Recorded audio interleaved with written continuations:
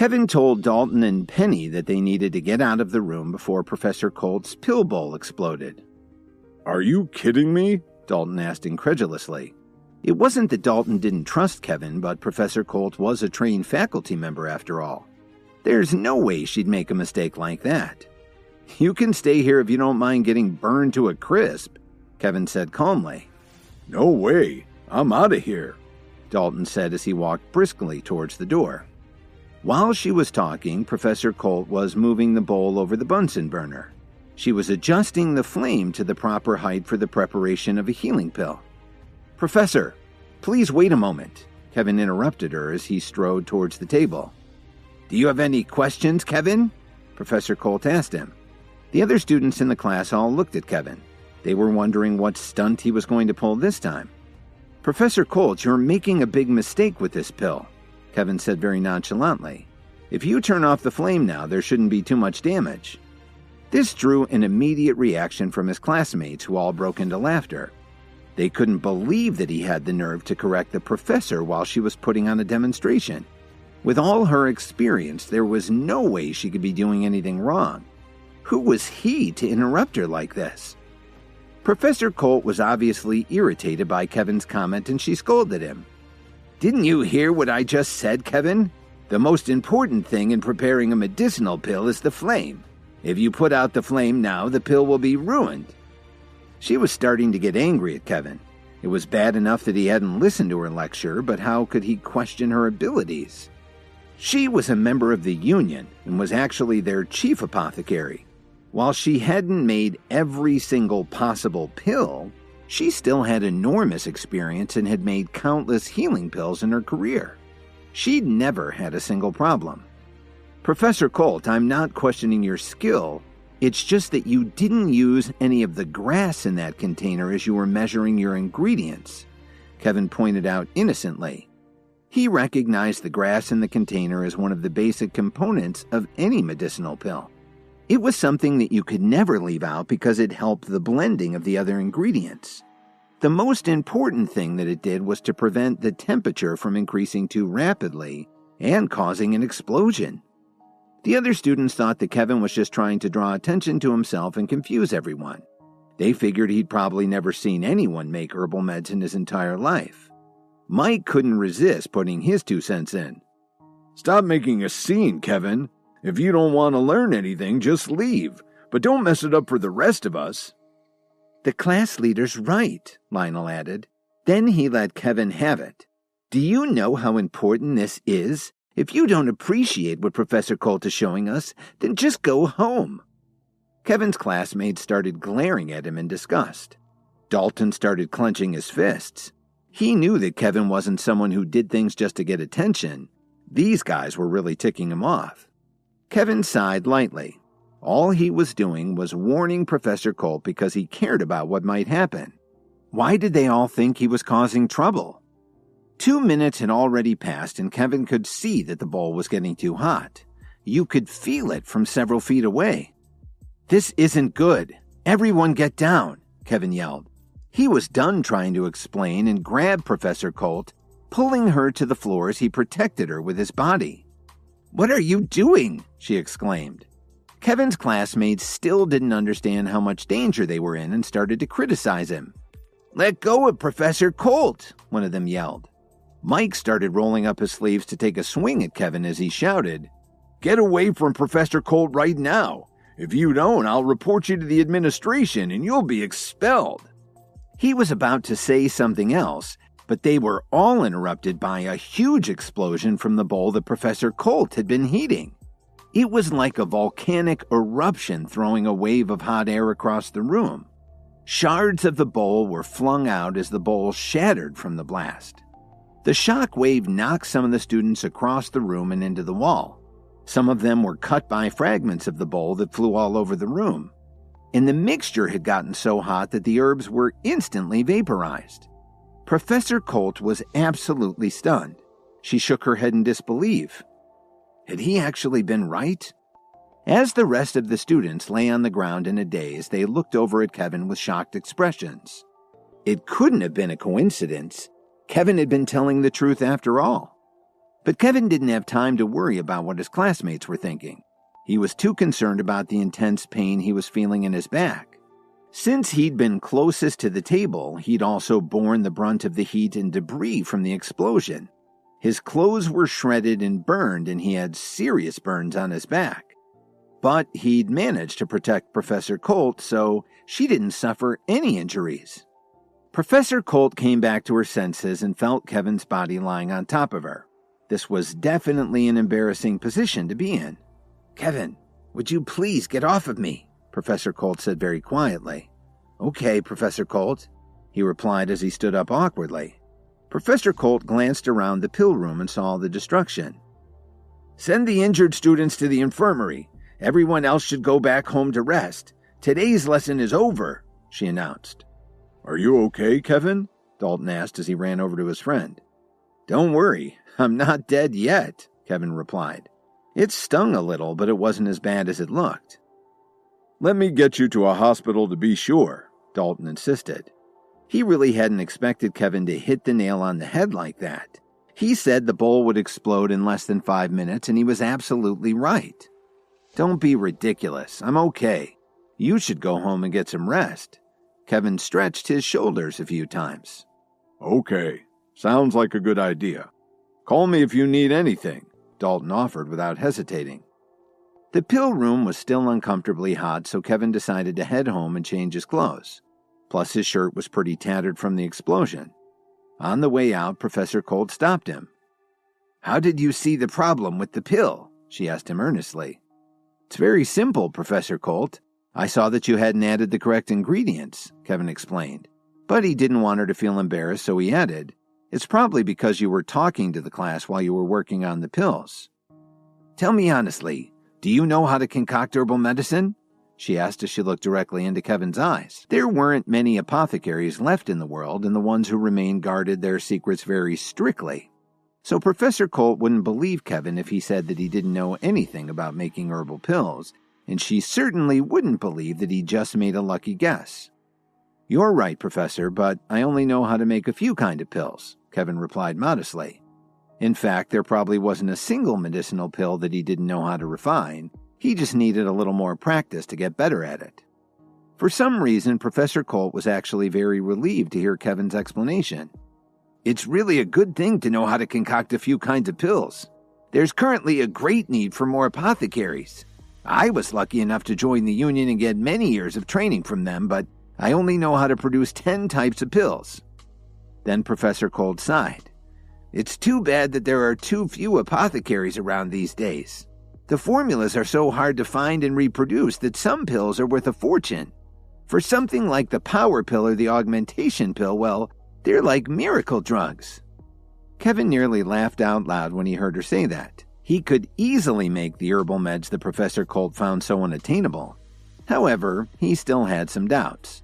The Night King had told him that apothecaries used to have a lot of respect, but there was some kind of incident that had changed everything. "Professor Colt, can you tell me what exactly happened to all the apothecaries?" Kevin inquired. "Oh, that was a long time ago," she answered as she got a nostalgic look in her eyes. "I suppose I can tell you. My mentor always said that the herbal meds could lead to far greater development than anyone had ever imagined. But it's a difficult undertaking," she continued, "and we're only now finding out the similarity between herbal medications and the techniques that are being developed by modern science. There was an apothecary many years ago who actually stumbled on a way to move beyond what his colleagues were doing. The results of his methods were decades ahead of anyone else," she explained. "But should anyone be allowed to become that powerful?" Kevin asked her. The professor nodded in agreement. "You're right, Kevin. His plans were eventually exposed, and he drew a lot of attention from people who were afraid of how powerful he might become. It wasn't easy for them to defeat him, but when they did, they took out many more apothecaries who might also pose a threat. It had devastating effects on the field. Whoever was left went into hiding and destroyed any evidence of their formulas. Once everyone realized just how much had been lost, it was too late to recover," she explained sadly. "A lot of people are interested in developing themselves, but they don't appreciate the art and science involved. Even students at the School for the Healing Arts are just interested in it because it's something new. There isn't anyone who's very committed to it." The more Professor Colt spoke, the more regret Kevin could see in her eyes. Kevin nodded slightly because he understood the problem. From what he'd read in the sources he'd found, an herbal pill could be worth a fortune, but making one took both money and energy. People just didn't seem interested in making the effort to become an apothecary. If this continued, they'd eventually disappear. Suddenly, Professor Colt seemed to have thought of something. Her eyes lit up and she asked, "Kevin, I see that you have some talent. Do you want to participate in the apothecary contest?" "An apothecary contest?" Kevin repeated in amazement. "Yes. Because it's a very rare discipline, about 50 years ago it was decided to look for a way to try to build more interest. All of the major groups and organizations are involved in training their own apothecaries," she explained. "The top 3 finalists receive interesting awards. First place earns admission to the Herbalist Society, second place earns an advanced technique, and the third place winner only gets $750,000. Professor Colt told Kevin eagerly. "The Herbalist Society?" Kevin asked in surprise. He'd never heard of them before. "The Herbalist Society is an institution composed entirely of apothecaries. They serve the top levels of business and government. The leading organizations send their most outstanding students to study with them every year. It's an extraordinary honor. Anyone who studies with them is highly sought after when they complete their training," she told him excitedly. "Because of that, many people in the Herbalist Society have become wealthy and famous. Their careers really take off," Professor Colt gushed. "Every participant in the contest can bring along an assistant. It just so happens that I've been looking for a candidate for the past few days. If you want to participate, come along with me. Even if you don't win, you can learn a lot." "All right, Professor Colt. I'll go with you," Kevin agreed without thinking twice. What happened over the past few years had broadened Kevin's horizons. He used to think that as long as he had money, he'd be fine. But now that he'd seen the potential of herbal medicine and training, he wanted something more. Although Chicago was a pretty big city, the country was a whole lot bigger. If he wanted to have a future, he had to step onto a bigger stage. Plus, he needed to make good use of the books he'd been reading. Because of the accident in Professor Colt's class, Kevin's dinner with Penny had to be put off again.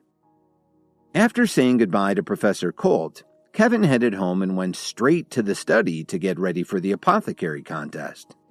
The first thing that he did was to make an herbal med to help Lily recover from her injuries. She recovered very quickly and was discharged from Downtown General to the amazement of the hospital staff. On the following weekend, Kevin was still half asleep when he smelled a delicate fragrance. Lily kissed his forehead and said, "Hubby, the sun is already up and you should be too." "Can't I sleep for 10 more minutes?" Kevin drawled as he struggled to open his eyes. "No, hurry up and get out of bed. If Mom finds out that you're still lazing around, she'll definitely scold you again," Lily said softly while leaning her head on Kevin's chest. After coming so close to death, Lily understood how important life was and wanted to savor every second with Kevin. Okay, if you say so," Kevin agreed as he got out of bed and got dressed. "It's rare that you don't have to go to work or school on such a nice day. Let's go out for a walk, okay?" Lily asked softly. "Yeah, let's do that. A walk would be nice," Kevin replied as he looked out the window at the view. Lily smiled as she walked up behind Kevin and wrapped her arms around his waist. "Kevin, when I was in the hospital and that man Spencer was so polite to you, did he actually call you the enforcer?" Kevin sighed and quietly said, "You wouldn't believe me if I told you." "I'll believe anything you say," Lily answered softly as she hugged him even more tightly. Kevin was finally ready to tell her everything. Lily and Kevin decided to take a walk downtown and enjoy a quiet day off. She just asked him why Spencer had called him the enforcer, and Kevin was about to tell his wife everything that he'd been keeping from her. But before he could begin to divulge all his secrets to her, his phone suddenly rang. "Hey, Kevin, what are you doing right now?" He could hear Marshall's rough voice at the other end of the line. "I'm home. What's wrong?" Kevin asked curiously. Ever since he came back from his meeting with the Alliance, Kevin had let Marshall take over his duties as Alliance manager. They hadn't been in touch with each other in a long time, so Kevin knew that something serious must be going on. "It's not a big deal. I just want to let you know that the executive director's birthday is in 2 days. Everyone needs to drop what they're doing and head back to headquarters for the celebration. Don't forget that you're our messenger now," Marshall reminded him. "I understand, but we've got 2 days, don't we? Why are you panicking?" Kevin replied sharply. "No panic. Just keeping you in the loop. Gotta run," Marshall said as he hung up. After putting his phone away, Kevin started to have some doubts. He thought that since this was an important gathering, his mentor, the Night King, might be there too. Kevin had a ton of questions for him. On top of that, he had a vague feeling that this would be a crucial meeting. What worried him was that even though Chicago wasn't the largest city in the country, both the Myriads and the Alliance were interested in it. And now the School for the Healing Arts had decided to open a campus too. The city was crawling with powerful people who were interested in herbal meds and martial training. It had Kevin curious. While Kevin was contemplating these things, Lily asked him, "Who was that on the phone, honey?" "Just a friend," Kevin laughed casually. 2 hours later, Lily and Kevin were taking a stroll hand in hand. Lily was eating a soft pretzel they'd gotten from a street vendor. She was feeling like a kid again as she explained to Kevin that she used to have the same treat when she was a kid. "Kevin, why don't we go into that jewelry store over there?" Lily asked sweetly. "Are you sure, honey? We've been walking for over an hour." Kevin felt that if the school had a shopping contest, Lily would win first place, hands down. "Come on, let's go in. I'm in the mood to get some new jewelry," she said coyly. Lily was so excited that she started tugging on Kevin's arm.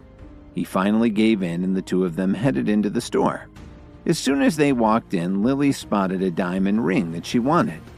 The sales associate noticed that Lily was interested in the ring and walked over to them with a big smile. "This ring is a new arrival and there's nothing like it in all of Chicago. It's called the Starry Sky Ring." "That's a good name for it," Kevin commented as he admired the brilliant stone. They then heard a delicate voice nearby saying, "Wow, what a beautiful ring. Hubby, can you buy it for me?" Kevin and Lily looked over and saw a couple walking towards them. The man looked like a successful businessman and he carried himself well. The woman was very pretty, but maybe not quite as pretty as Lily. "Lily, what a coincidence to bump into you here," the man said cheerfully. What Kevin didn't know was that the man's name was Clancy Redmond, and the woman's name was Danica. They were both Lily's classmates from college. Clancy had chased after Lily back in the day, but he obviously ended up with someone else. "What a coincidence. I didn't expect to see you guys here," Lily exclaimed as she smiled awkwardly. "And I never expected to cross paths with you here." Danica stared at Lily with an unfriendly gaze. Even though any relationship between Lily and Clancy was long over, Danica was still afraid that they'd rekindle their romance. "What did you say, Danica?" Clancy pouted. "Nothing at all. Don't tell me you still have feelings for her," his wife replied in an odd tone of voice. Then she looked disapprovingly at Kevin and remarked, "Oh my, Lily, it's been so long since I last saw you. Have things really gotten that bad? Back in school, all the richest guys were after you. How did you end up with this loser?" Lily was obviously irritated at her comment, and Kevin furrowed his brow. This was far from being a friendly reunion. Danica was being downright hostile. "Don't worry about me, Danica. I'm doing just fine," Lily replied coldly. "That's not what I heard. Everyone in town knows your husband's been freeloading off your family for 3 years. He even went to prison for assault and battery," Danica declared loudly enough so everyone in the store could hear it. They all turned around and stared at Kevin. "Is that true, Lily?" You know, if you're having problems, your husband can join our company. I'll make the arrangement so he can start bringing in a decent salary," Clancy offered with a smile. It sounded like a nice offer, but Lily could tell he had an ulterior motive. He was obviously still interested in her. Clancy had missed Lily a lot after college, but he never expected to get another chance with her. Now it looked like he might be able to take advantage of Lily's troubles with her husband. "There's no need for that. My husband is doing very well now, thank you," Lily replied as she turned around and held Kevin's hand. "Hubby, let's go home. I'm suddenly feeling a little tired." "Okay, honey," Kevin answered quickly. He didn't want to waste any more time with these two. Then he asked the sales associate, "How much is the ring we were looking at?" "How could a delinquent like you even afford it?" Danica sneered. Then she turned to the associate and asked, "Are you going to wrap this up for me?" "There's something that I may not have made clear," the saleswoman replied hesitantly. "It's from a very exclusive designer, and you may find it a bit on the expensive side." "No matter how much it costs, I'm sure my husband will gladly buy it for me," Danica said confidently. "In that case, the price is $7 million, she told her excitedly. The associate knew that she would get a hefty commission for the sale. When Clancy heard this, he took a deep breath and thought to himself, "That's a little friggin' expensive. It may be easier just to steal one."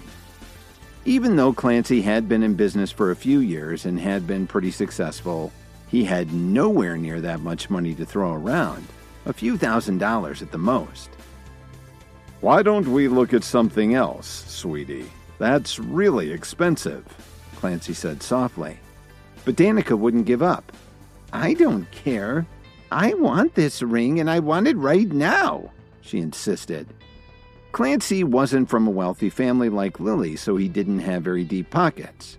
For Danica, this was a matter of pride. She wanted to show her old classmate that she was just as well off now. Kevin could see how embarrassed Clancy was and commented, "I don't think the question is whether or not you want the ring. It sounds like your husband may not have enough funds to cover it right now." "My husband is a successful person. Do you think he's just a sponge like you?" Danica snapped back haughtily. "He's right, honey. We can't afford this ring," Clancy admitted nervously. "I don't care. I want it, and you'll just have to find a way to get it for me," she practically demanded. The sales associate understood what was going on and told them, "I'm sorry, but we have other customers to attend to." And then she started to walk away. "Hubby, let's go home," Lily repeated. Even though she liked the ring a lot, she knew that $7 million was still a big chunk of change. It might be too much for Kevin to handle. "Don't worry, Lily. Since you like it so much, let's buy it," Kevin said with a warm smile. Please subscribe to the Pocket FM YouTube channel and press the bell icon for instant notification. Check out our channel for more such exciting shows.